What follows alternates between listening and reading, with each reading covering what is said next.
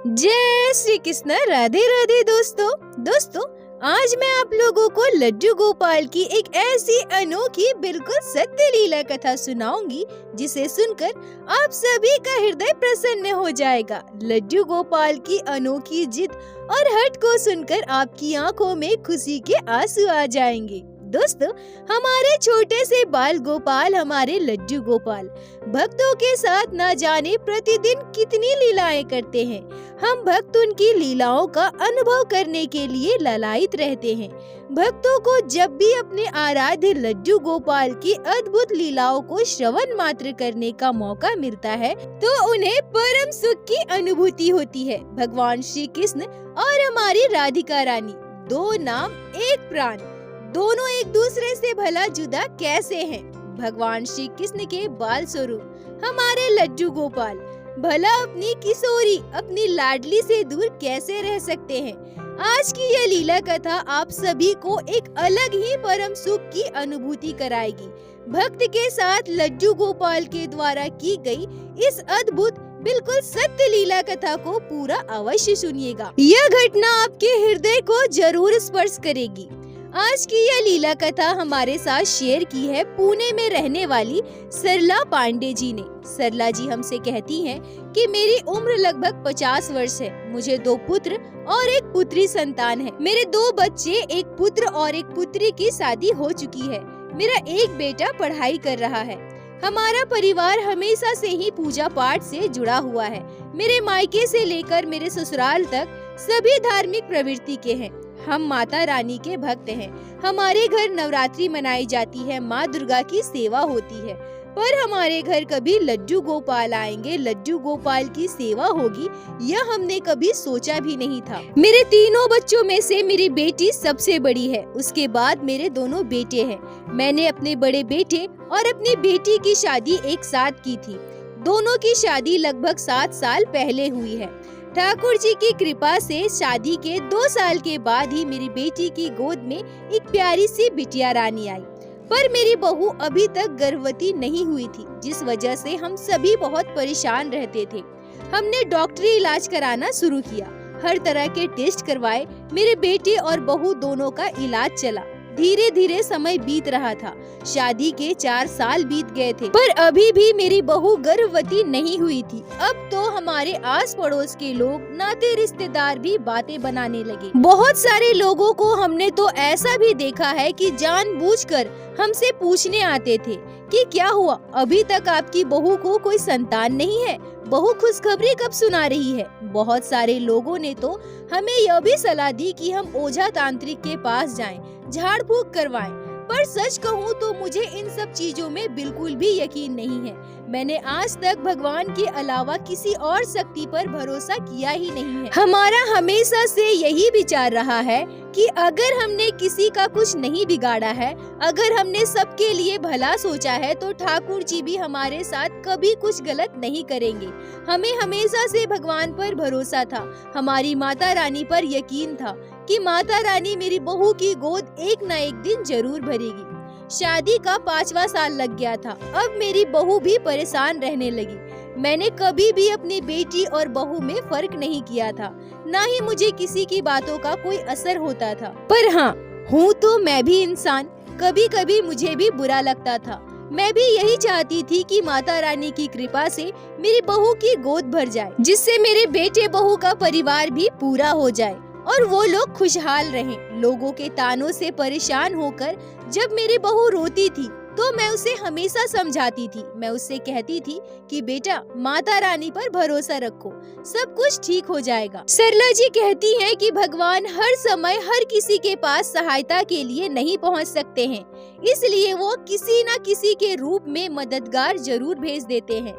नवरात्रि का दिन था। कन्या पूजन के दिन हमने बहुत सारे मेहमानों को हमारे घर आमंत्रित किया था, जिसमें मेरे बेटे की बॉस और उनकी पत्नी आई थी। वो उम्र में काफी बड़े थे, बुजुर्ग थे।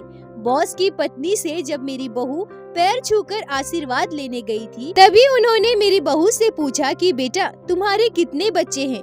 मेरी बहू का मन उदास हो गया। मैं वहीं खड़ी थी। मैंने तुरंत उन्हें जवाब दिया कि माता रानी की कृपा हुई तो जल्द मेरी बहू की गोद भी भर जाएगी।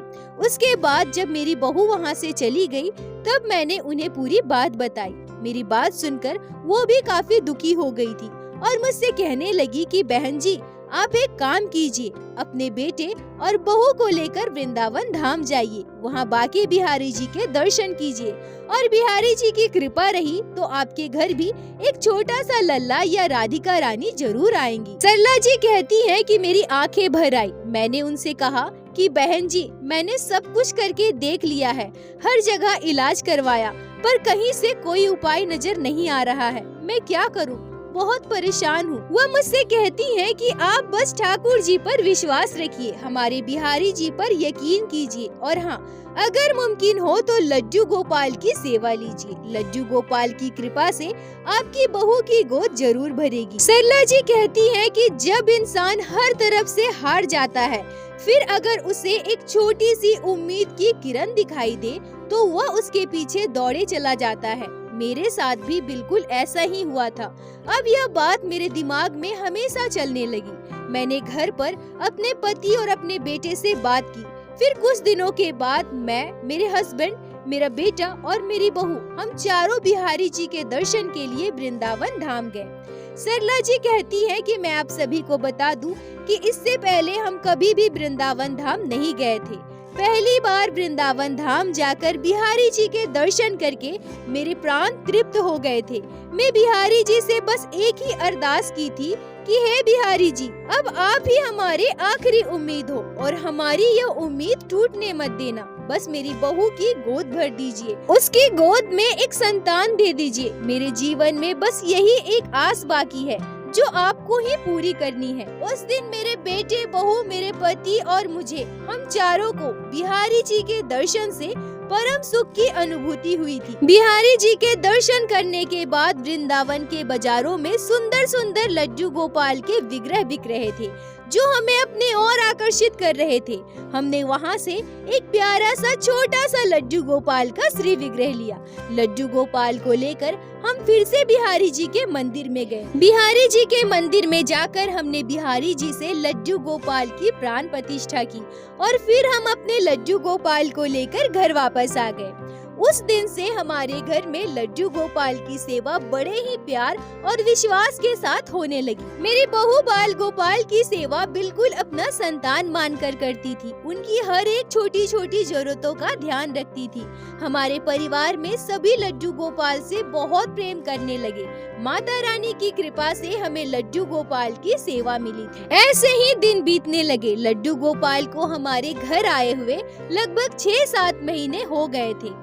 सरला जी कहती हैं कि दुनिया में ऐसे भी लोग होते हैं जो खुद तो भगवान की भक्ति नहीं करते हैं, ठाकुर जी की सेवा नहीं करते हैं, और अगर उनके सामने कोई लड्डू गोपाल की सेवा करे तो उन्हें ढोंगी, पाखंडी, ना जाने कितने नाम दे देते हैं।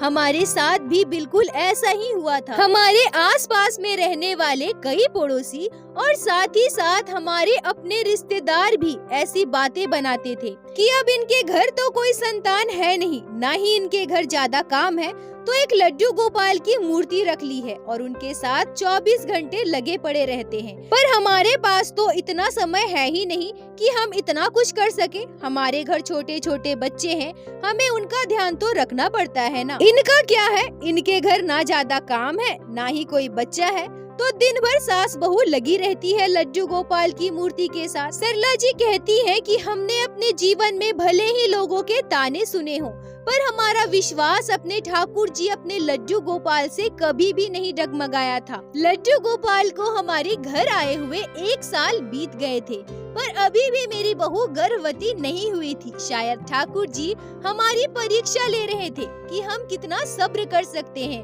हम कब तक अपने ठाकुर जी पर विश्वास बनाए रख सकते हैं। लोगों की तानों की परवाह किए बिना अपने ठाकुर जी की भक्ति ही हमारे लिए सब कुछ थी। हम लड्डू गोपाल की सेवा वैसे ही प्यार से किया करते थे जैसे कि हमेशा करते आए थे। और फिर हमारे जीवन में वो चमत्कार घटा जिसका हमें वर्षों से इंतजार था। लड्डू गोपाल की कृपा से मेरी बहू गर्भवती हुई। सरला जी कहती है कि जब इस बात का हम सभी को पता चला तो हमारी खुशी का ठिकाना नहीं था। हम अपने लड्डू गोपाल को बार बार धन्यवाद देते और उनके आगे सिर झुकाते थे। बिना कोई तकलीफ और समस्या के लड्डू गोपाल की कृपा से मेरी बहू की गोद में एक प्यारी सी बिटिया रानी आई, छोटी सी बाल राधिका। हम सभी अपने पोती को लाडली कहकर पुकारते हैं। मेरे पोती के जन्म के बाद पहला जन्माष्टमी का त्योहार आया। हम सभी जन्माष्टमी का त्योहार बड़े ही धूमधाम से मनाने के लिए तैयारी में जुट जाते हैं।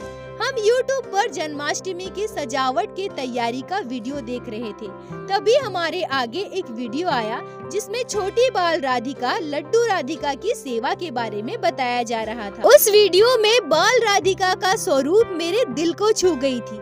मैंने कहा कि जब मेरे लड्डू गोपाल ने हमारे घर प्यारी सी बिटिया रानी भेजी है, तो अब हम लड्डू गोपाल के साथ साथ बाल राधिका की भी सेवा करेंगे।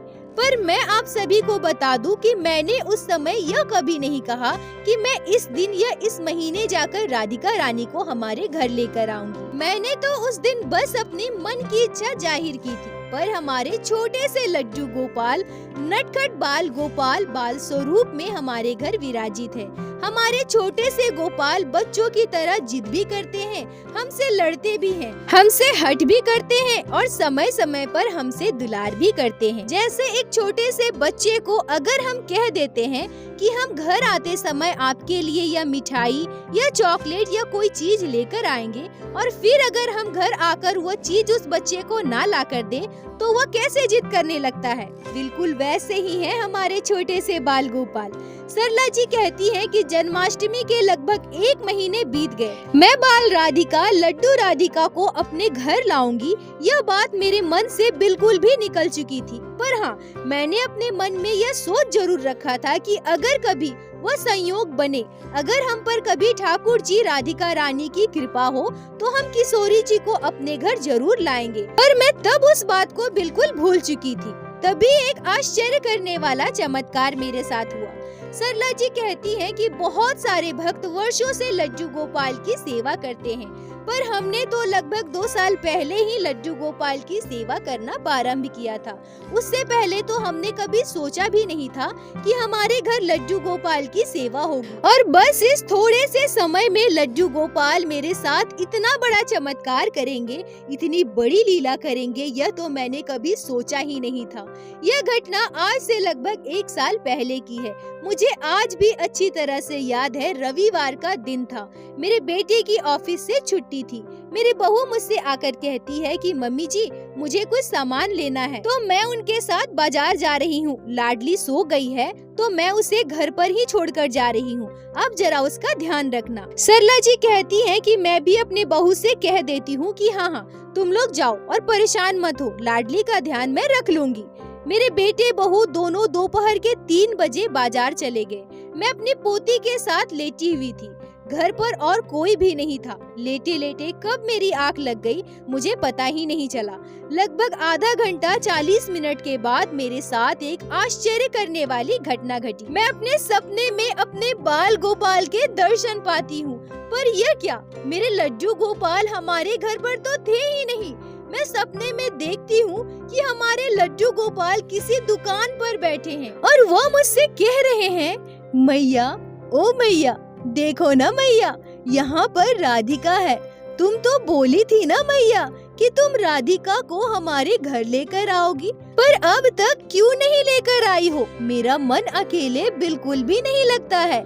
एक छोटी बाल राधिका हमारे घर लेकर आओ ना मैया। सरला जी कहती हैं कि यह सपना देखते ही मेरी नींद अचानक से खुल गई, और सच कहूँ तो आज भी मुझे यह बताते हुए मेरे पूरे शरीर के रोंगटे खड़े हो रहे हैं। मेरी आंखें खुलते ही मैं अपने कमरे में जिधर देख रही थी, उधर मुझे बाल राधिका के स्वरूप के ही दर्शन हो रहे थे। मैं अपनी आंख जितनी बार बंद करके खोल रही थी, उतनी बार मुझे अलग अलग राधिका रानी के छोटे स्वरूप के दर्शन हो रहे थे। मैं अपने आंखों को मसल रही थी, फिर खोल रही थी, और यह मेरे साथ 4-5 बार लगातार हुआ। जब मैं अपनी आंखें बंद करके दोबारा खोलती थी, तो मुझे हमारी किशोरी जी के दर्शन पूरे कमरे में चारों तरफ हो रहे थे। मेरी आंखों से आंसू आने लगे। मैं उठकर बैठ गई, और इस बार जब मैं अपनी आंखें खोलती हूँ, तो मेरी आंखों के आगे से सब कुछ ओझल हो चुका था। मेरी राधिका रानी, मेरे लड्डू गोपाल मुझसे दूर जा चुके थे। अब मैं सपने के बाद बहुत परेशान हो जाती हूँ। मुझे समझ में नहीं आता कि मैं ऐसा सपना क्यों देखी। मेरे लड्डू गोपाल दुकान में क्यों थे और वो मुझे किशोरी जी को हमारे घर लाने के लिए क्यों कह रहे थे। मुझे याद नहीं था कि मैंने कभी यह कहा था कि मैं किशोरी जी को अपने घर लेकर आऊंगी, लड्डू राधिका को अपने घर विराजित करूंगी। उस दिन की घटना के बारे में मैंने अपने परिवार में कभी किसी से जिक्र नहीं किया था। उस दिन शाम को जब मैं अपने लड्डू गोपाल के आगे दिया बाती कर रही थी, उन्हें भोग लगा रही थी, तब मैं लड्डू गोपाल के स्वरूप को निहारे जा रही थी। मुझे लड्डू गोपाल के श्रीमुख में हमारी बाल राधिका नजर आ रही थी। मुझे अपनी आंखों पर यकीन नहीं हो रहा था। मुझे ऐसा लग रहा था कि यह तो बस मेरा भ्रम है। मैं बार बार अपनी आंखें बंद कर रही थी, खोल रही थी, पर लगातार कई बार 3 बार मुझे ऐसा ही महसूस हुआ कि मेरे लड्डू गोपाल के श्रीमुख में, उनके श्री विग्रह में मुझे हमारी किशोरी जी के दर्शन हो रहे हैं। पर मैंने इस घटना को भी अपने परिवार में किसी के साथ शेयर नहीं की, यहाँ तक कि मैंने अपनी बहू को भी कुछ नहीं बताया। रात को लेटे लेटे मैं सोच रही थी कि मेरे इस सपने का क्या मतलब है। लड्डू गोपाल मेरे साथ ऐसी घटनाएं, ऐसे चमत्कार क्यों कर रहे हैं? क्या मुझसे कोई भूल हो रही है? क्या लड्डू गोपाल मुझे कुछ याद करवाना चाहते हैं? तभी लड्डू गोपाल के द्वारा किया गया एक आश्चर्य करने वाला चमत्कार देखिए।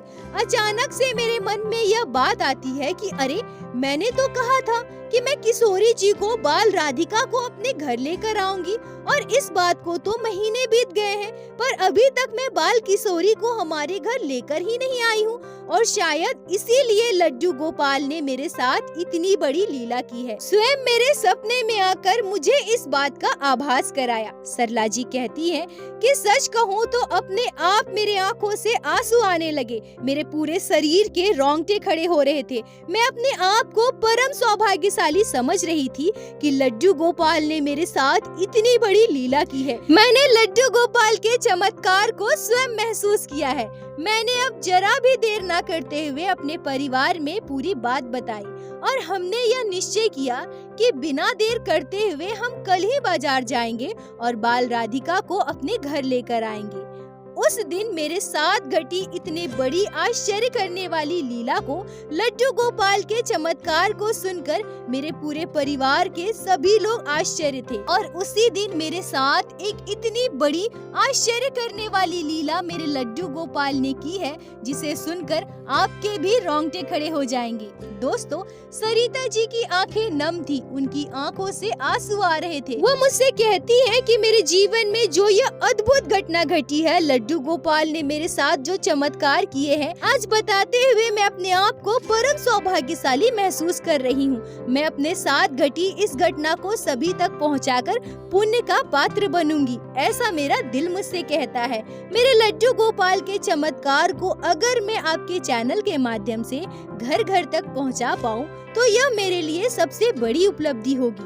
तो दोस्तों, माफ कीजिएगा, मैं लीला कथा के बीच आप सभी से एक बात कहना चाहूंगी कि आप सभी भक्त जो अपने साथ घटी लड्डू गोपाल के सच्चे चमत्कार को, लड्डू गोपाल के लीलाओं को मेरे साथ शेयर करते हैं और उसे मैं अपने चैनल के माध्यम से, वीडियो के माध्यम से हर घर तक पहुंचा पाती हूं, जिससे कि मेरे लड्डू गोपाल के प्रति भक्तों के मन में विश्वास और भी गहरा और मजबूत होता है। ठाकुर जी के नाम का प्रचार प्रसार करना यह किसी भी सनातन भक्त का पहला कर्तव्य होता है और मैं आप सभी का हाथ जोड़कर धन्यवाद कहना चाहूंगी कि आपने यह परम सौभाग्य मुझे दिया है और मेरे साथ साथ आप सभी उस परम पुण्य को प्राप्त कर रहे हैं। अब लीला कथा में वापस आते हैं। सरला जी कहती है कि जैसा मैंने आप सभी को बताया कि उस दिन हमने यह निश्चय कर लिया था कि कल हम मार्केट जाएंगे और वहाँ से एक छोटी सी बाल राधिका हमारे घर लेकर आएंगे। उसी रात मेरे साथ एक अद्भुत घटना घटी, एक अद्भुत चमत्कार हुआ। मैं आज सपने में फिर से अपने बाल गोपाल के दर्शन पाती हूँ, पर आज मैं अपने लड्डू गोपाल को एक छोटे से शिशु के रूप में देखती हूँ। सच कहूँ तो शायद मेरा यह दुर्भाग्य रहा होगा, अगर इस जन्म में ना हो तो पिछले जन्म में ही सही, मुझसे कोई ना कोई पाप तो जरूर हुआ होगा, जो मुझे लड्डू गोपाल के श्रीमुख के दर्शन नहीं हुए, पर साथ ही साथ यह मेरा परम सौभाग्य भी है। मैंने अनंत पुण्य किए होंगे जो मैंने अपने इन कानों से लड्डू गोपाल के श्रीमुख से निकले हुए शब्दों को सुना है। मुझे यह आभास हुआ है कि मेरे लड्डू गोपाल मुझसे यह सारी बातें कह रहे हैं। मैंने एक छोटे से शिशु का अनुभव किया है। मैं गहरी नींद में सो रही थी, तभी मुझे यह आभास होता है कि एक छोटा सा शिशु मेरे सर के पास आकर खड़े हैं और मुझसे कह रहे हैं, मैया, ओ मैया, किशोरी जी को मेरी राधिका को लेने कल आप बाजार जाओगी ना, पर मुझे घर में छोड़ दोगी? मुझे भी अपने साथ ले चलो ना मैया, मैं अपनी राधिका को अपने साथ लेकर आऊंगा। बोलो ना मैया, तुम मुझे लेकर जाओगी ना? मेरी लाडली को लाने मुझे तेरे साथ जाना है मैया। सरला जी कहती है कि मैं उस छोटे से शिशु को अपने लड्डू गोपाल को कुछ कह सकूं, उनकी बातों का कोई जवाब दे सकूं, इससे पहले ही मेरी नींद खुल जाती है। मैं उठकर बैठ जाती हूँ। मेरा पूरा शरीर पसीने से भीगा हुआ था। मेरे मुंह से आवाज नहीं निकल रहे थे। यह मैंने क्या देखा? मेरे लड्डू गोपाल, मेरे बाल गोपाल मेरे सपने में आए थे। मैंने अपने दोनों हाथ जोड़कर आंख बंद कर लिए। मेरे आंखों से आंसू लगातार बह रहे थे। उस समय हमारे घर में सभी सो रहे थे। मैंने किसी को नहीं जगाया, किसी से कुछ नहीं कहा। अगले दिन जब मैं लाडली जी को लाने अपने पति के साथ बाजार जा रही थी, तब मैं अपने लड्डू गोपाल को भी अपने साथ ले जाने लगी।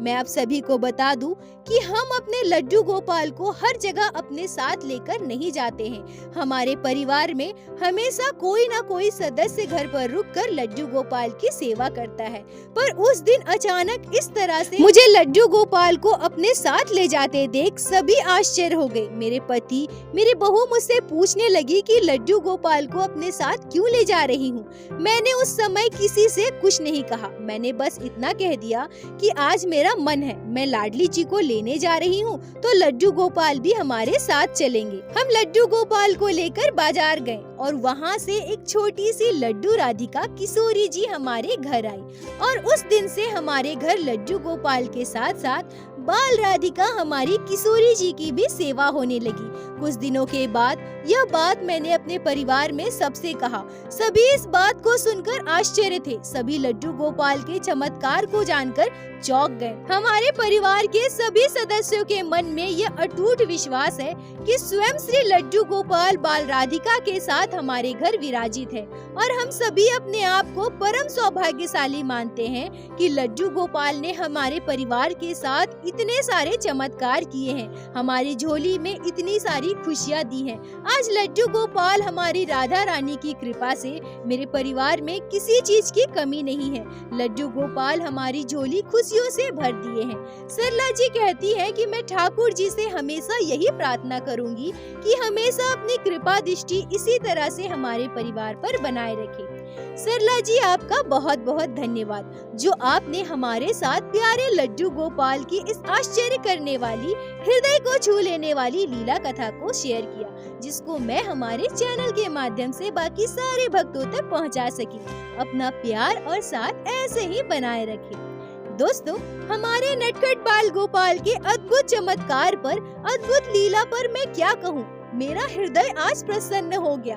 हमारे आराध्य भगवान श्री कृष्ण तक पहुंचने का रास्ता हमारी राधा रानी से होकर गुजरता है। वहीं अगर भगवान श्री कृष्ण के बाल स्वरूप लड्डू गोपाल की सेवा की बात करें और साथ ही साथ हमारी लाडली जी किशोरी जी की सेवा, तो यह परम सौभाग्य से मिलता है। पर ऐसा बिल्कुल भी नहीं है कि अगर हमारे घर में लड्डू गोपाल की सेवा हो रही है तो हमें लाडली राधिका की भी सेवा करनी है। यह अपनी अपनी आस्था है। जिस तरह से लड्डू गोपाल की कृपा से हमें उनकी सेवा मिलती है, ठीक उसी तरह से अगर लाडली जी किशोरी जी को अपने भक्त पर कृपा करनी हो, उनसे सेवा लेनी हो, तो वो अपने लड्डू गोपाल के पास भक्त के घर स्वयं आ जाते हैं। दोस्तों, इस बात पर आपके क्या विचार है, आप कमेंट में जरूर बताइएगा और एक बार मेरे साथ प्रेम से कहिए, बोलो बाके बिहारी लाल की जय, लड्डू गोपाल की जय, जय जय श्री राधे। दोस्तों, यदि आप लोगों को आज की यह लीला कथा अच्छी लगी हो, आपके हृदय को स्पर्श की हो, तो कृपया वीडियो को लाइक करके अपने दोस्तों के साथ शेयर अवश्य करें, जिससे बाकी भक्त भी लड्डू गोपाल की इस अद्भुत लीला कथा को श्रवण कर सके। और हमारे चैनल को सब्सक्राइब करें, जिससे प्रतिदिन आप लोग हमारे चैनल पे श्री बांके बिहारी श्री लड्डू गोपाल की लीला कथा सुन सके। दोस्तों, यदि आपके जीवन में घटी हो कोई भी चमत्कारी घटना या लड्डू गोपाल ने कभी भी की हो कोई भी लीला जिसे आप हम सभी के साथ शेयर करना चाहते हैं, तो कृपया हमें इंस्टाग्राम पे मैसेज करें। हम आपसे कांटेक्ट करेंगे और आपकी उस लीला कथा को हमारे चैनल पे बाकी सारे भक्तों के साथ शेयर अवश्य करेंगे। लड्डू गोपाल की कृपा आप पर और आपके पूरे परिवार पर बनी रहे। राधे राधे दोस्तों।